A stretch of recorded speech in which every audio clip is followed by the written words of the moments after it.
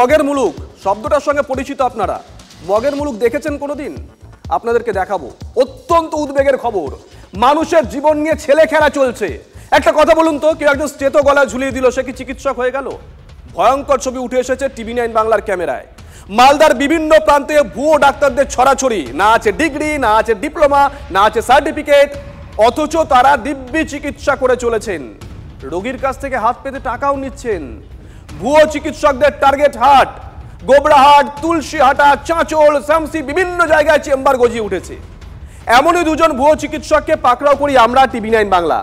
তাদের কথা শুনে মনে হবে ডাক্তারি যেন হাতের মোয়া। সব গরিব মানুষের দাঁত তুলে কেউ হয়তো 100 টাকা দিলে, কেউ হলো 50 টাকা দিলে। আমরা গরিব হিসাবে এরকম গ্রামে চিকিৎসা করছি। অনেক পাড়ায় হাটে হাটে যায়, বাড়িতে আছে, আরো অন্যান্য হাট আছে, মকরাপুরে আছে। আমরা ডাক্তারি পাস করে নিয়ে আমরা প্র্যাকটিক্যাল শিখা।